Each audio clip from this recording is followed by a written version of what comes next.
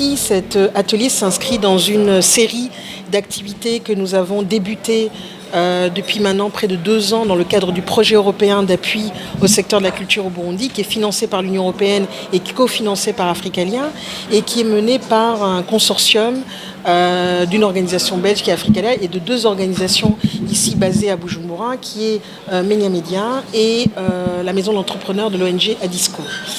Et donc, on mène une série d'activités de renforcement de capacités, d'accompagnement de parcours d'incubation qu'on développe pour des entrepreneurs culturels et créatifs. On soutient des initiatives culturelles à Bujumbura, Ngozi et Gitega au travers d'appels à projets.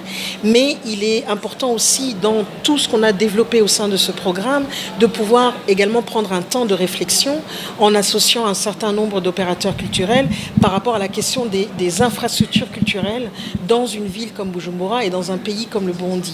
Comment, et c'est l'objet de l'atelier qui nous réunit aujourd'hui, c'est à partir des besoins identifiés des opérateurs culturels, comment est-ce qu'on imagine cette ville de Bujumbura avec des infrastructures culturelles qui répondent à des dynamiques démographiques, socio-économiques et à des besoins de la jeunesse qui a besoin de se projeter par rapport à un imaginaire à penser ensemble. Et donc on réunit une série d'opérateurs pendant 2 jours ici à Bujumbura au nom du consortium PASAC, et on a invité également des experts, des professionnels de l'étranger qui viennent du Maroc, du Burkina Faso, du Rwanda et du Mali, qui ont des expériences similaires dans leur pays par rapport à la gestion d'espaces culturels, par rapport à la réflexion du type d'infrastructure culturelle qu'il faut développer aujourd'hui et demain pour nos capitales africaines et nos villes, de venir partager ici leur expertise avec les autres opérateurs culturels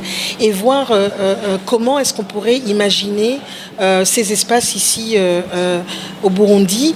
Et on se réjouit qu'ils aient accepté l'invitation, mais surtout que les opérateurs culturels burundais soient présents, mais également les autorités, parce que ce travail-là et cette réflexion-là et un jour l'opérationnalisation de ces réflexions implique qu'il y ait une série de parties prenantes et surtout des autorités des pouvoirs publics et également des partenaires de développement qui soient associés, parce qu'il y a une chose de penser la stratégie, quel type d'infrastructure, pour quel public, quoi, comment, mais après va venir la question et le nerf de la guerre qui est qui finance tout ça, qui va financer les équipements, qui va financer la création et la production et la circulation quelque part à l'échelle du Burundi et sous-régional également. Et donc toutes ces questions vont faire l'objet de communication, d'échanges, de débats au cours de ces 2 jours ici à Bujumbura.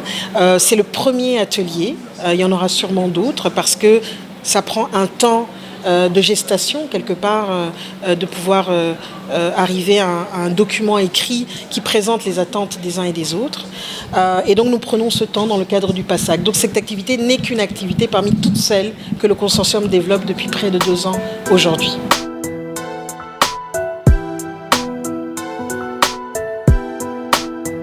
On a tendance, dans ce type de projet et les attentes par rapport à ceux qui suivent le projet, ils pensent que les résultats vont être tout de suite. Mais quelque part, la culture prend son temps aussi.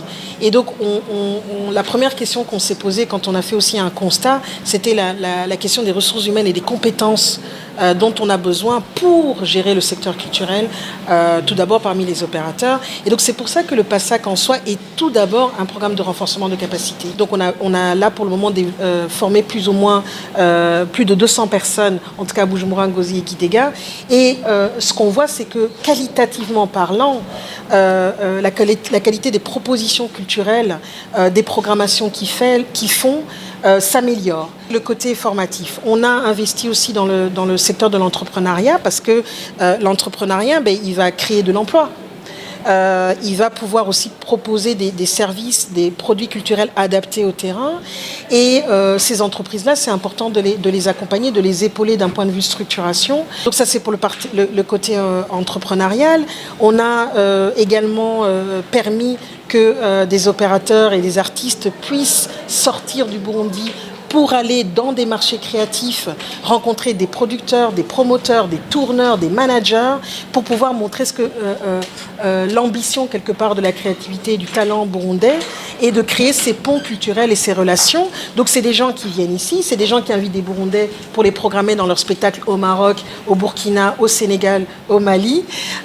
Et donc ça c'est très important aussi pour nous de créer ce maillage à l'échelle du continent, de connecter les Burundais aux autres pays d'Afrique, aux autres opérateurs culturels et aux autres artistes. Ça aussi, c'est une réussite. Et enfin, la problématique a aussi été de dire, mais comment est-ce qu'on pourrait aussi redynamiser le tissu culturel? Et donc, on a mis en place des appels à projets